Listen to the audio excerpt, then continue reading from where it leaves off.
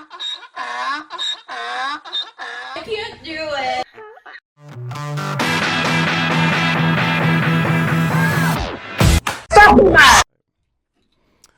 Hey, what's going on? And this is Michael, and this is another episode of Take Care of Yourself.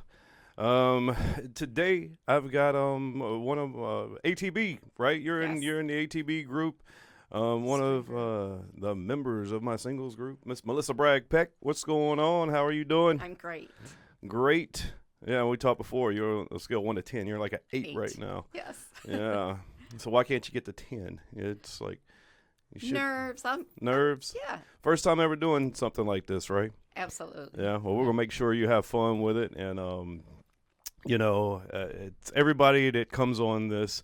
They always are like real nervous at first if they haven't done it before, and then they always are like, "Oh my God, I had such a great time," and want to come back and do it again. So, hopefully that's what we're going for. We don't want to run you away. Right.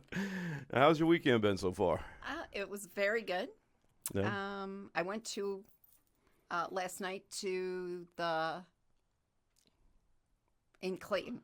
Oh, they had something at the Cleveland Draft House, yes, right? I went there, Yeah. yes. Okay. Yeah. I saw him talking about that today on my drive back from Carolina Beach, which I went for a day yesterday. Yeah. Good times, man. We got this weather starting to move into nice weather, and people are actually, there was a lot of people at Carolina Beach yesterday for, a March or beginning first week of March. But, beach weather is coming back. I know, I can't wait. Yeah. I had put out, just looking for people to come on the show, and you had mentioned, hey, you got some stuff to talk about, and your topic is kind of, gets away what we usually do on this show. Usually we get on this show and, we cut shit and we laugh and we tell all these jokes, and just it's mostly about single life and what it's like to be single in the Raleigh-Durham area, the Triangle, as we call it. But your topic is something that is more, I don't know, it's like a more emotional topic, It's kind of something that a lot of people don't want to talk about. And I thought that, if we could have you on the show and talk about this, maybe it could help other people, because sometimes other people's stories, people like to know or want to hear other people that are going through those similar situations, and maybe it'll help them out. So we'll just jump right into this. Okay. So you had you dealt with a lot of some tragedy in your life with your daughter, right? Correct. Yes. Now, just take us through. What was going on? Like, when did it start? When did you have an idea? She started when she was in her early teens. She was kind of diagnosed with first ADD, then it was like defiant disorder, and then bipolar. Uh-huh. And so she would self-medicate, getting high or drunk. So by the time she was 16, she was the first time she went to rehab. Okay. She had some dealings with the police, a couple times and stuff. And then she went to rehab. She still would do, marijuana and stuff. And then by the time she was 23, she met her son's father, and she was pregnant, and she completely clean, totally clean. She was doing great. Just before he turned a year old, I got a call that she was doing heroin. And so she was living near New York City with her boyfriend's family. So I went down there and we took her to rehab. And that was the beginning of 7 years of being a heroin addict. Wow. So, yeah. Yeah, that's a powerful drug that gets a lot of people. And I've seen it firsthand. Cause tragedy in my family. I lost a cousin to it. He unfortunately OD'd on it too. And it's weird. He made a post on Facebook, and then, a few hours later, they find him dead in a chair. So it's like, wow, it's crazy. It is crazy. Yeah, but so your daughter, she's doing heroin. She's living in New York. What year was this? Well, she was 23, in her early 20s when she started the heroin. And then we just went through different stages of her doing it. Finally, her boyfriend had enough. Like, he dealt with it, and he had enough, and I didn't blame him. And he kicked her out, and then she would live wherever she could. And then she lost custody of her son. He was raising her son, so she could only see him when her son's dad would let her. But so the boyfriend wasn't a part of this. He was totally yes. Yeah. He didn't do drugs or anything. No, and he was super, he was clean and stuff, and he was raising her son Mason. But she, then she came and stayed with me for a little while, and I said, Kay, I said, you can't, if you're going to stay with me, you can't do drugs. And this is the part where I said, I didn't take a class. Like, I've never done heroin. I've never done cocaine. I will admit I've done marijuana, but anything harder than that, I've never done. So I didn't take a class on signs of your child doing drugs. Yeah. So when she came to live with me, she had gotten into a fight, and she got arrested and stuff. And she's this little petite thing, but she will try to kick anybody's ass. So I could see her. She told me. So I said, Kayla, I go, what are all those bruises? And she says, well, I was fighting with the police. Like, she was scuffling, and I could picture that. So I'm like, okay.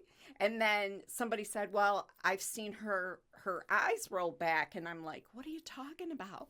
And different things. And so then the apartment I was living in at the time, and she was staying with me, there was a nurse downstairs, and she says to me one day, she says, you know what those bruises are from? And I go, yeah, she got in a scuffle with the police. She goes, no, they're from her shooting up. And I'm like, well, how am I supposed to? I don't know this. I've never done it. I have no clue. And then I did see. Uh-oh. I did see where she's riding with me one day, and her eyes are going back, and I'm like, are you high? And she's like, no, I'm not. And we went to listen to music with friends, and I went to the restroom, and my girlfriend comes in, and she goes, she's high. And I'm like, no, I don't know. Yeah. So there's got to be a class for, parents at some point to learn these signs, because I'm naive. I've never grown up with that. And so I was totally unaware. And then one day she was staying with me, and she would wear long sleeves because I'm always cold. And she was always cold too. So she would always have long sleeves on. And I was getting ready to do a part-time job on the weekends. And she walks into my doorway, and my mouth literally dropped because she had like a tank top and shorts on, and her whole body had bruises all over it. And I was just like, you cannot stay with me. You cannot. And I ended up kicking her out. And there were times where she slept on my porch. I wouldn't let her in the house. I'm like, no, if you're going to do drugs, you cannot stay with me. She slept. She would go do whatever during the day, and she would sleep in a lawn chair on my porch because I just wanted her to have, to hit rock bottom so that she would want to be clean. But I had other issues. I had my ex-in-laws enabled her so badly. It was always a fight between us because they would give her money and take her to get her nails done and her hair done. And every time she got out of rehab, so we always butt heads because they just wouldn't let her hit rock bottom and stuff. And like, she would go to jail. Like, they had her arrested because she stole money from them. And so they had her arrested. She stole like this lump sum of money from them. And they had her arrested, but then they bailed her out, and they had an order of protection where she couldn't go near them. And then they bailed her out. And I'm like, what are you doing? So, no, and this is something that nobody knows is, and I feel horrible, is I called the police department and I said, how can somebody have somebody arrested and they have an order of protection and then they bail her out and they're like, you're kidding me. And I'm like, no. And they're like, where is she? I go, she is at their house. And wow. I mean, they went. What's the point? Right. Yeah. So they went and picked her up.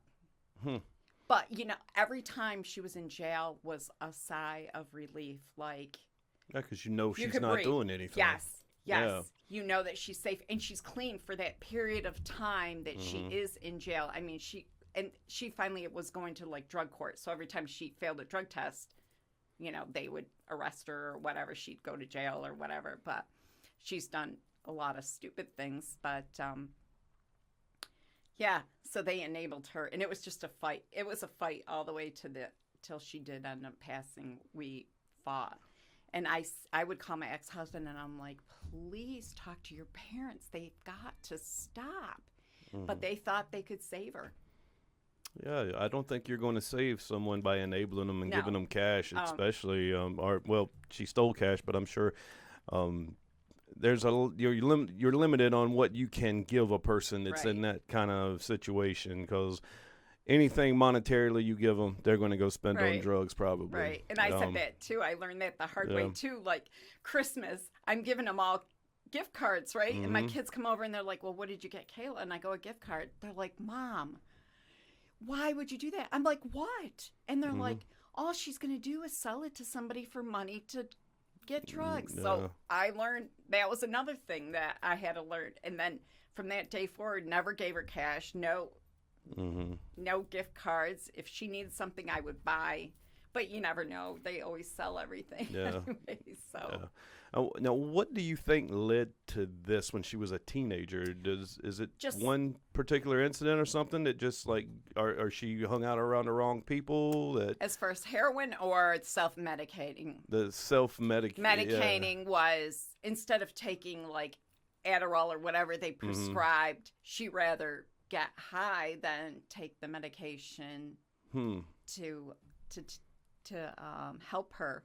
Yeah. And she never, like she always said it, she never had a problem. She never had a problem. But, and then she just got introduced to heroin. Once she got hooked. Yeah. And it can take one time. And once she got the taste of heroin, that was it. That was it. So. Wow. Yeah. So this went on for, you said years, 7 years. 7 years. You're 7 dealing years. with this. Yeah, in and out of rehabs, the arguing, the fighting, the praying, that she would get clean, the begging that she would get clean. And there were times that there were points that she would get clean. I remember her son Mason's birthday. Before she did pass, we had a birthday party, and she was good. Like, you could tell, look at her and know that she was well. And she was like, she had this beautiful smile. She was a beautiful girl, and her smile was infectious. And you could hear her a mile. She was very loud, so you could hear her a mile away. And because she was bipolar, she would be up and down. But she had a great sense of humor. So when she was good, you could really enjoy her. And she was honest. She would tell you how it is. She wouldn't sugarcoat anything. But she had more bad than the good. That's what it sounds like. Yeah. She did. Yeah. So 7 years goes by, and then you finally get that. It was a call, or right. You Well, said, before that point, the one time when we were arguing, I said to her, I got to a point and I had was at my wit's end, and I'm like, Kayla, there's nothing more I can do or say to you. So you tell me where you want to be buried, because that's going to be the call I get. And she's like, I can't believe you said that. Like, she would tell everybody, guess what my mom said? She asked me where I want to be buried. And I'm like, you're damn straight, Kay, because that's going to be the call I'm going to get. And so then I would talk, my other children, we discussed it. And they all agreed that, if she does not stop, this is what's going to happen, because she knew people that it was happening too. Mm-hmm. So 7 years. So before she passed, she was in rehab again, and she had just gotten out. Now she has a boyfriend. He's an addict too. So there was a lot of drama for a couple of years with that. So then the night before, one of my daughters and myself, we went to a show, and we were texting her from the show, asking her, what her son wants for Christmas and everything. And then had a great night, woke up. My daughter that went with me had sent me a text early morning saying she enjoyed herself and, was glad we went and everything. Mm-hmm. And I get in the shower, and there's banging, and I'm like, what is going on? And I lived in an apartment house, and there was a young guy that lived upstairs, so I'm like, it must be for him. And I'm in the shower, and literally they're like, it sounded like they're busting the door down. So I'm like, what the heck? So I get out of the shower, and I'm just wrapped in a towel, and I'm going by to go to the door, and I see a cop car out there. And I'm not thinking anything of it. And when I opened the door, he asked me, he goes, "Are you Melissa Peck?" And I said, yeah. And he goes, "Can we talk? Do you want to get dressed and we'll talk?" Well, I want to know what it is. And I said, what's going on? And he goes, "Well, there was an accident." So now I'm thinking a car accident. Mm-hmm. When you say accident, I'm thinking a car accident. So the first person I think of is Kay. Mm-hmm. Her name's Kayla. Mm-hmm. And I said, "Kayla." Oops, sorry. I'm sitting here and my text is going off. All right, well, whoops. All right, I'm sorry. It's fine. Mm. So I said, "Kayla," and he said, "Yes." And I said, "Is she okay?" And he said, "No, she's passed away from overdose." And I just totally lost it. Yeah. I don't even know how long the cop was there for. Like, I literally, you've thought about it and talked about it, but when it happens, it's another thing. It was devastating. And he said it was an accident, though. Like, I don't know if I would classify that as an accident. No. And I was like, and I'm like, are you kidding me, right? Yeah. So then he gives me the address, and the address is my in-laws' house. So she passed at your in-laws' house. Yep. During the night, she had bought heroin. Apparently, she had a headache, my mother-in-law said. Mm. Well, I think she knew she was buying heroin, but so she bought heroin from this guy that she knew, and she went into cardiac arrest, and come to find out it was laced with fentanyl. Mm. He went to jail. Actually, the county that at the time she was in, they prosecuted the guy, and he got 8 years, so he's still in prison at the moment. But he did say she did not know that it had fentanyl in it. Yeah, well, good. I'm glad he's still sitting behind bars. Right. And fentanyl's becoming a killer of drug users. I was reading something here on fentanyl deaths, and it says, like, the CDC reports that 100,000 adults who died of drug overdoses from 2018 to 2020, a staggering 19,400, 19% had died after overdosing on fentanyl. Oh, yeah. And fentanyl is responsible for at least 70% of all drug deaths, reports the CDC, which found 37,208 fentanyl deaths in 2020 and 41,587 in 2021, an increase of 12%. So when did your daughter die? 2019. 2019? Yes. Yeah. So, yeah, I was just, it was a big thing this past week where you had President Biden just made some remarks, like laughing about this woman who came forward at Congress talking about her two sons that had died from a fentanyl, accidentally taking fentanyl. They thought it was Percocets. Oh, really? Yeah, and it was actually fentanyl. Yeah. And pretty much when you take fentanyl, I guess it's a death sentence. Yes. So yeah. It makes you worry, because, I've got kids and they're out there in the wild now. And you just hope they do the right thing and they don't take stuff that they're not supposed to, or they know what they're taking and don't buy stuff off of Instagram or Snapchat or wherever they can get these pills. I do know there's a market for it on Snapchat. Like there's wow. yeah, there's sellers that sell that crap up there. So yeah, so I'm sure you got the visit from the police and you found Yes. out it was at the in-laws Yes. and you Yeah. know and the in-laws did They didn't even call me. they It was didn't. the thing that killed me is they didn't even contact me. They waited for the police to come, and I'm like, it was just crazy. I mean, we are better now, the ex-in-laws, but at that time it was not a very good scene. But Oh, I can imagine. I can imagine. yeah. And at the So- time, you're still with your ex-husband. Oh Or, no. No. Okay. Nope. Nope. Actually, it was my second husband's parents, and they're not even blood related to my kids, but they accepted my kids as their grandkids for all for. I didn't have any children with my ex-husband, so they accepted all my kids and the kids I raised as their grandkids. So it wasn't, they weren't even blood related, but they just kept enabling her. But they thought that they would eventually help her. But no. Yeah, I guess you have to get professional help. You have to do those interventions that all families and friends hate to Right. do, and Right. but sometimes you have to make those attempts. You know, no Correct. matter how Right. tough it is. Right. You can always look back in hindsight. You know, it is what it is now. But hopefully, you know, there's somebody listening to this, and you know, they can, if they're going through the same thing that you were going through, they can actually do that intervention and not be sitting here telling your Right. story. You know. Correct. Yeah. Yeah. So, wow. Yeah.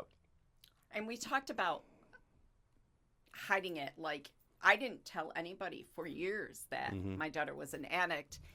Only close friends and family knew. And then one of the times that she went to rehab, I did a post on Facebook and brought it out into the open. I thought my other daughters were going to have a stroke, but because I included all of them on the post saying, you know, my daughter's an addict, she's going into rehab, you know, looking for extra prayers and everything. And we had people reach out to us, myself and my other children had people reach out to us saying, thank you for bringing it out in the open. I have a daughter, I have, you know, this and that. So it was really, and after that day, I would always talk about it because, you know, the people, if I would hear people say, you know, oh, well, they're a scumbag and blah, blah, blah. It can be anybody. It can be a doctor. It can be a lawyer, your child. It can be anybody. It doesn't matter what sex they are, what race they are, you know, what they do in life. Anybody can be, they could try heroin one time and whatever and end up being an addict. So it doesn't discriminate. There's no discrimination to a heroin addict. Yeah, heroin's not PC. It doesn't give a shit what you are. Right. You know, Correct. Transgender, or Right. you can be anything. Anybody. They, he, Absolutely. she. You know, heroin doesn't care. Right. Yeah, it's a story that you hear way too often across the country. You know how heroin's destroying families and just taking away loved ones, and yeah, you know, I lost a cousin to it, and it was a surprise too. You just don't know who's having these issues, Right. and yeah, it's, you know, it sucks. It does. You know, there's no cure for it. You know, it's just you try and intervene and try and help the best you can to some of these people. And that's what we did. And then there's a time where you got to step back and say, before it destroys me, you have to step back and say, there's nothing really more you can do unless the person wants to get help. Because she went into a halfway house after she got out of rehab. One time I had to bring her clothes. And she goes, I wish I could just get high right now. And I'm like, Kayla, are you kidding me? Really? You know, I'm like, the high was more important, I guess, than, you know, I do have photo clips of things that she said, she wished she could and wanted to get clean and stuff, but it just How old was didn't she when she happen. passed? She was 31. 31. Yeah. Okay, wow. So she was way young. Yeah. Yeah. 31. And I'm sure you had hit that point where you were kind of like, I need to step back or Yes. I'm going to lose my sanity. Absolutely. So I'm sure after doing that for 7 years. Yeah. There was a point at work where nobody knew at work. There was maybe just a couple people, because one friend of mine, a guy friend of mine, he would always let me know if he saw her on like a police beat thing, but it's online. And he would say, do you know where your daughter is? And I'm like, not at the moment. And he would send me that she was arrested or something. Because sometimes you didn't know where she was. Yeah. So, but yeah, so at work, there were a couple times I had breakdowns. And so finally I came out and said, listen, this is what's going on. And after that, then, if I was having a bad day or something during a period of time, they knew what was going on.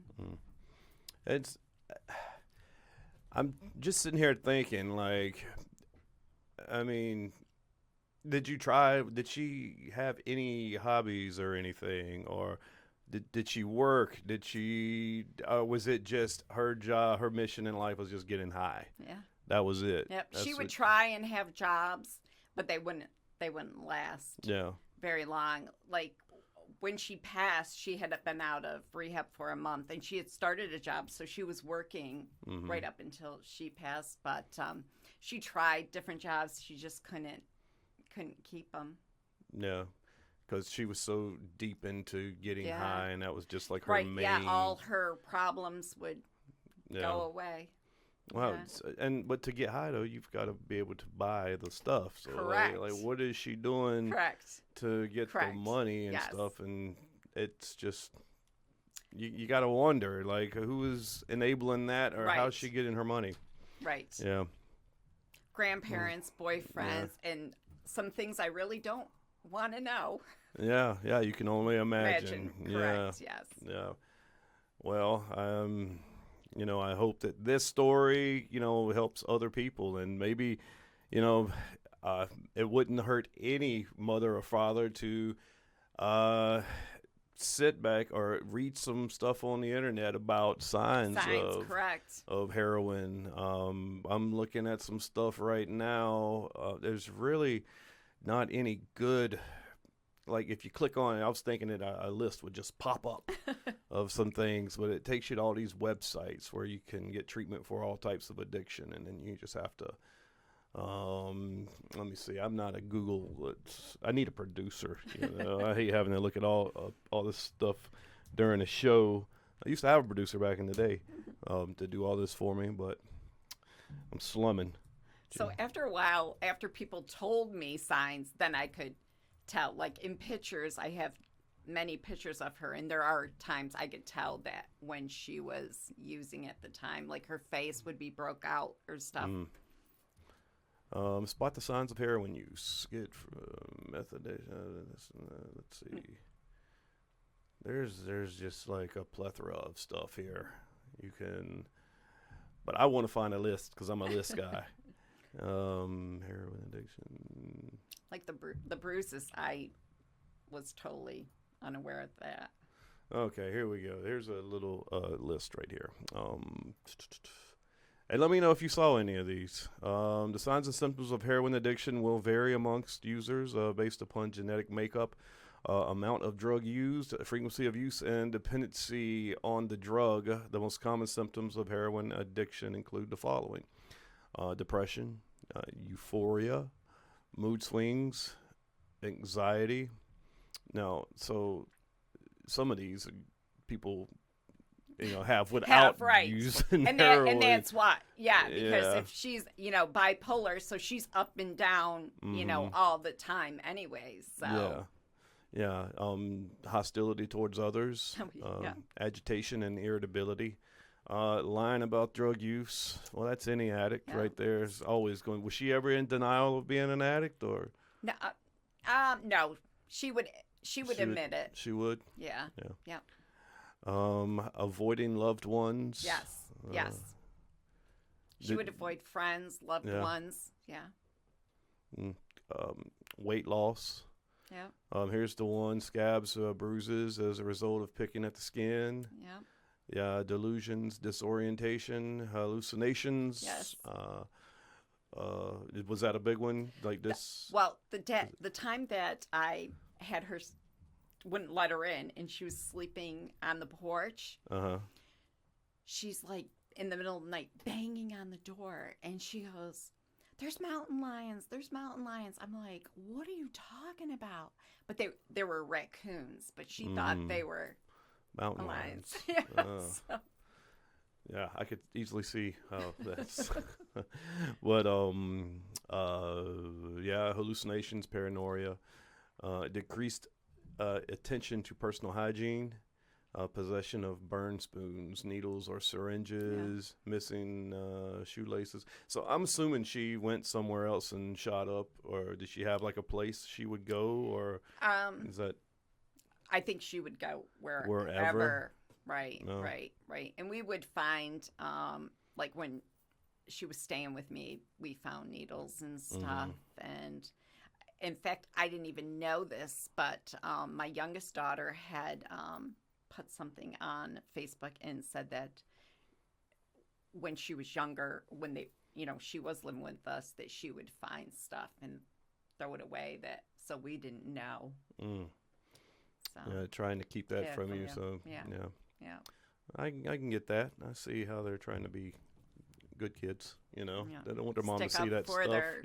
their sister. Also, they don't want to. They don't want you to see that stuff because it would have an effect on you. And yeah, but where we had stashing drugs in various places around the home, the car, and work. So that's what you just talked about. Yeah. Periods of hyperactivity followed by periods of exhaustion. Yeah. Inability to fulfill responsibilities at work or school, increased sleeping, apathy, lack of motivation, decline in occupational or academic performance, slurred speech, shortness of breath, frequent respiratory infections, dry mouth, wearing long pants and shirts even in warm weather. Yes. Is that a thing? That Really? is a thing, yes. Yeah. We would walk at the lake. It was summer, and she would have.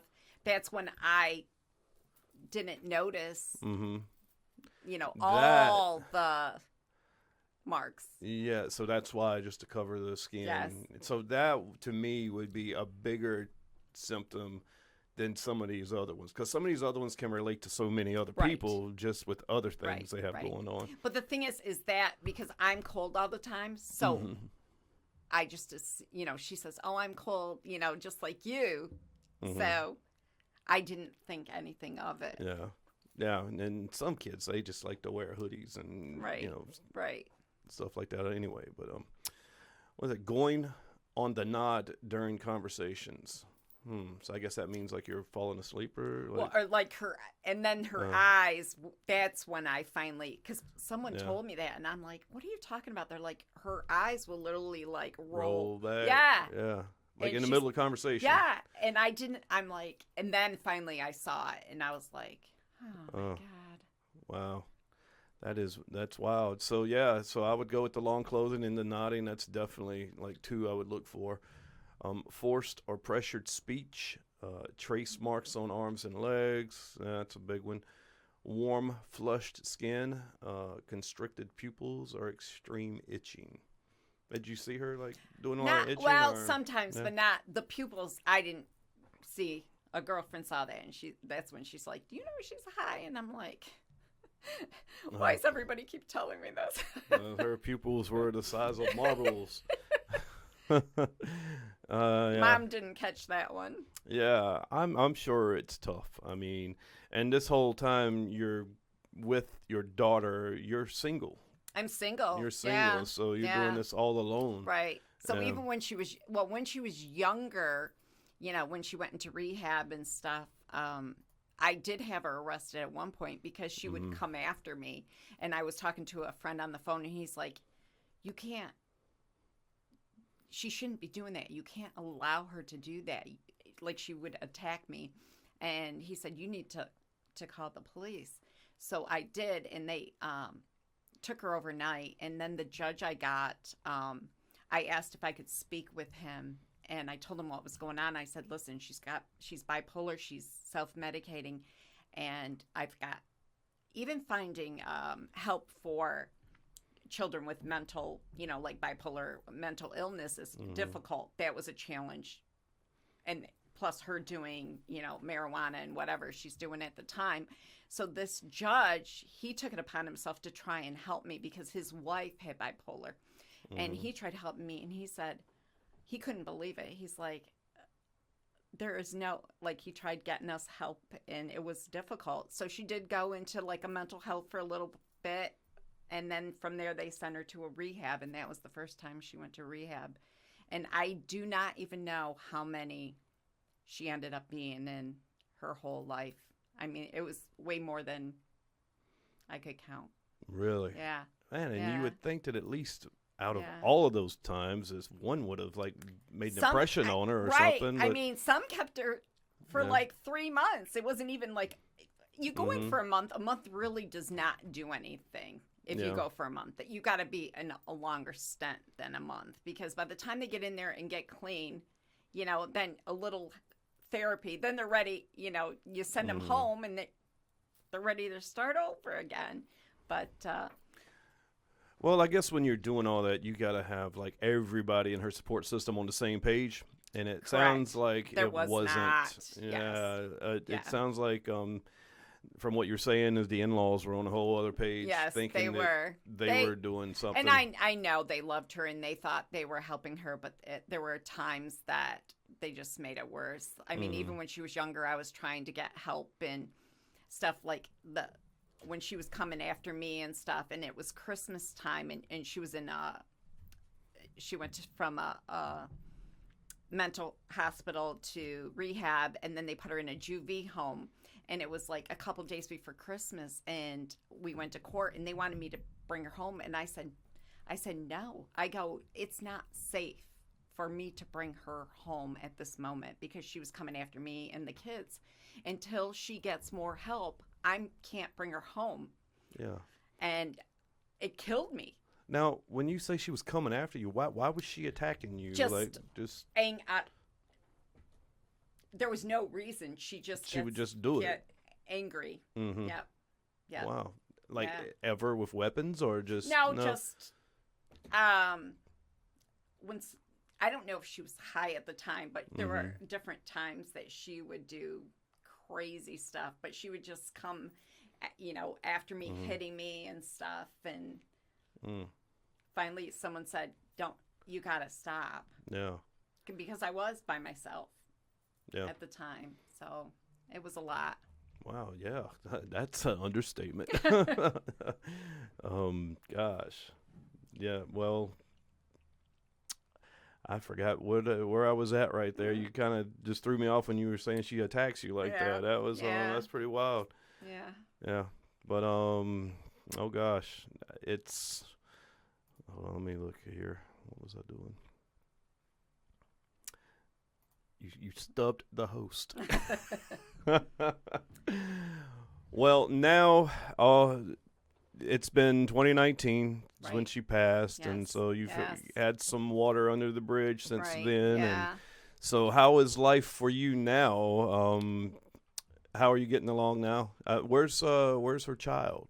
Her child's with his dad in New York State. I just moved here a year ago from upstate New York. So, okay. Mason's with his dad, and he's doing good. Okay. So, yeah. How are you adapting to life here in North Carolina? I love it. it. I've been here a year now. I love the weather. Mm-hmm. It's great. So, oh, yeah. We didn't have a bad winter this year. No, I do not miss snowbanks, at all. No. Yeah, we Usually have at least one snowfall, whether it be something that melts in 30 minutes or something that sticks. And I have not Nothing seen this it year. yet. I have not. So I don't think good. you are. I don't think you're going to see it this year because the weather's already warming up here, and unless we have some kind of freak weather anomaly. But so no, I'm doing good. So like when she passed in December of 2019, and then COVID hit. Mm-hmm. So I was like, went from devastation, and then COVID was another. So I went through a little depression during that time, but I'm doing great now. Yeah. And so I joke around a little bit. I mean, I miss her terribly. I have memories that pop up all the time, and I miss her. But so I had her cremated. She was cremated, and so then I joked around saying she was my co-pilot on the way here, because I sold everything and just drove down here because I have another daughter that lives in North Carolina. So finally this year for her birthday, I finally bought an urn. Like I couldn't do it yet. So she was still in the box that came from the cremation. So finally she's in a home and, you know, in something, and it's much better now. Well, that's good. Gives you a little closure, yes, I guess. Definitely. So, I was ready. I was ready at that point. 3 years, I'm like, okay, she needs something better than the box she's in. And I put in it. It was much better, and I was able to. And all my kids, they were so mad at me because they wanted some ashes of her, and I was like, not until I'm ready. Not until I'm ready, and then finally, I'm feeling better, and so it's going good. It's got to be tough to be able to actually just talk about this and tell the story. I don't know how you could. I don't know if I could do it, but it's one of them things where you've got to be ready. It helps, yes. Yeah. And I've met other people that, by coincidence, here in North Carolina, and they've gone through the same thing. And it's so weird how these people, you don't even know it, and then you meet them and you can discuss it and stuff. So it does help. Yeah, I bet. I know it would take me a while to get over it to the point where I could go out and speak about it without freaking going through a box of tissues. I did bring tissues with me, but you made it easy, so I did bring tissues. I was thinking to myself, because I used to have a box of tissue in here, and don't ask me why, because we never cover sad topics or anything. Right. I do and have them. and I was like, do I need to go get my tissues and bring them back in here? I thought about it all night. I was like prepared myself. So but there are times at home, you know, and pictures will pop up, or you know, something will happen that and you just break down and cry, because I mean, I loved her to death, and when she was good, she was wonderful. Yeah. And I miss her so much, but well, if her death is the catalyst of other people escaping her fate, you know, if people can listen to this, or, you know, just read some material, get educated on heroin use, and maybe they can help their sons and daughters, uncles, aunts, whoever is going through a hard time with it, you know, hopefully they can learn something and they won't have to put their child in an urn. Correct. You know, absolutely. That's a parent's worst nightmare. It was, is putting your child, seeing your child pass. Yes. Oh yeah, I got 2 kids too, and you know, that's one thing I know would devastate me, is having to do that. So, my condolences, you know, and I appreciate you coming on the show and talking about it. So, let's talk about something a little happier. Okay. All right. Let's move back into the Dating. realm. Yes. Dating. So you came to North Carolina, and you're a single lady. Single. You're ready to like throw your seeds down and just get crazy out here, right? I've been on several dates. And I've heard you ask this before, or I've seen somewhere. The difference between dating in New York State. I wasn't in New York City. I was upstate New York, between Rochester and Syracuse, New York, and dating in North Carolina. The gentlemen in North Carolina, the men in North Carolina are more gentlemen than upstate New York. Like, I've only had probably a proposition that was inappropriate maybe like once, instead of every single, you know, most of the time. Most of the time in New York? Yes. I don't understand. Well, I don't know, because it's not a lot of men. I mean, I see I'm friends with a lot of ladies. I'm friends with a lot of guys, but more so the women. And they tell me or show me like screenshots of, how Yes. men proposition them. Right. Like, and sometimes it's like right off the bat. It's like, hey, Yes. how are you? Good. Hey, want to get a drink? Want to see my penis? Yeah. Actually, Actually, that's been less. They don't even ask. I think I've only So- had, it's only like a couple of times Mhm. compared to New York. Up in New York, it would be all the time. Really? Yes. Wow. Way more. And I don't understand. Well, we came to a conclusion that on one of my shows, we read a bunch of stuff on the internet about why men do things like that. And it's the ones that send the penis pics are pretty much like they have narcissistic tendencies. Oh. I will stay away from them. Yeah, so if that's a red flag right there, if you're getting that, then it's just a turn move off on. anyway. So, and I don't need any I've already had a narcissist in my life, so I don't need that again. But the thing is, that works for a small percentage of these guys. Some women fall for it, and that's why they continue to do it. I saw the funniest thing a friend of mine showed me yesterday. She shows me a chat in her Facebook Messenger. It's a guy. He's just talking to himself. She didn't say. He just keeps talking and talking and talking and sending pictures, and she will not respond to him. And I'm like, why don't you block this guy? She's like, it's fun. Just let him keep just going. Keeps talking. Some of these men out there, I tell you, I do not envy you ladies at all. It's terrible. Yeah, I call it terrible. It's terrible out there. Is. And you live out in eastern North Carolina, Yes. like in Wilson. So yeah. You're getting out on 64 where I'm from. I grew up in eastern North Carolina. Like you go down Wilson, Tarboro, Rocky Mount, and you go past Greenville, and that's where I'm from. Yeah, and out there it's a different country almost. I really haven't dated anybody, gone on dates with anybody that way. I'm usually, I've gone on dates with gentleman in Virginia. Virginia's, and I don't want to do long distance either. But yeah, mostly like Clayton, Goldsboro. I met different men in Raleigh and stuff.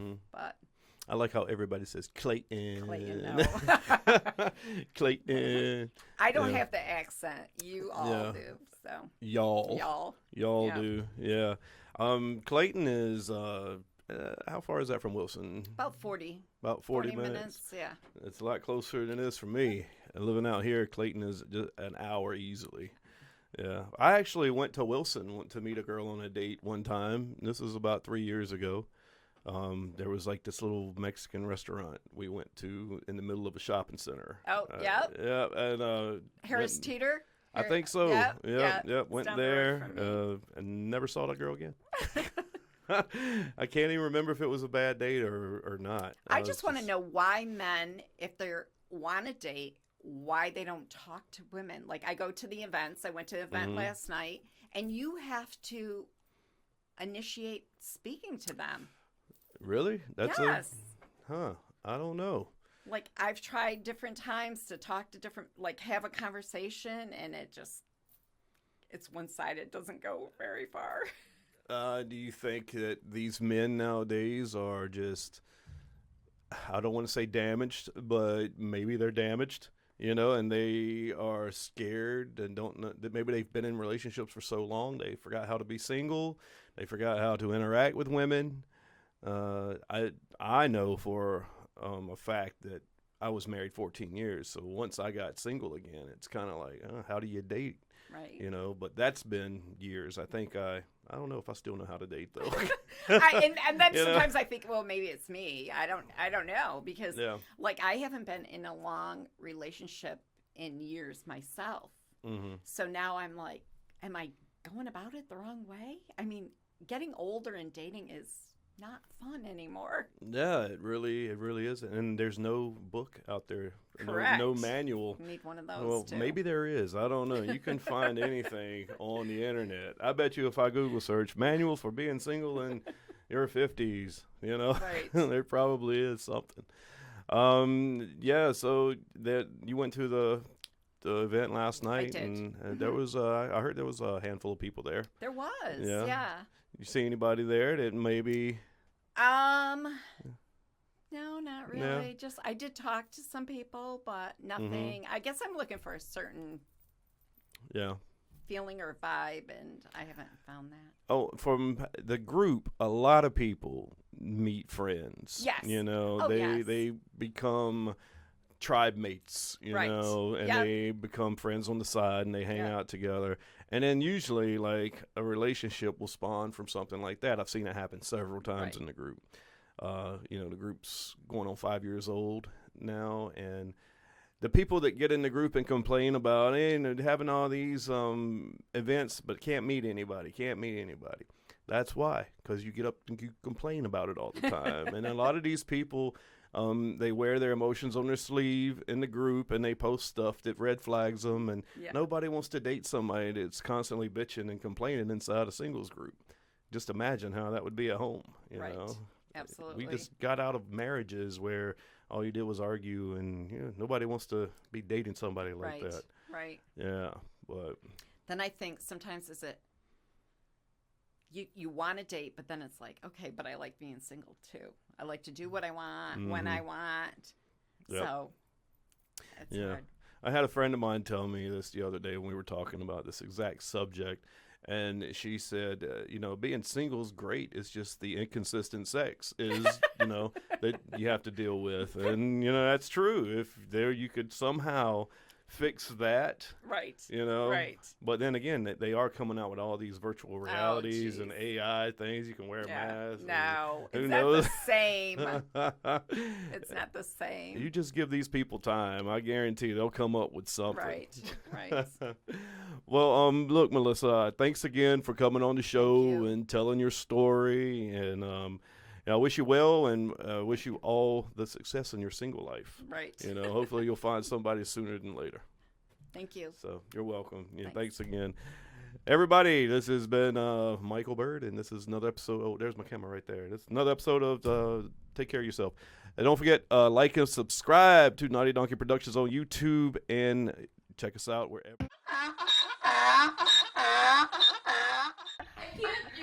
Where you get your podcasts, and we'll see you next time. Peace.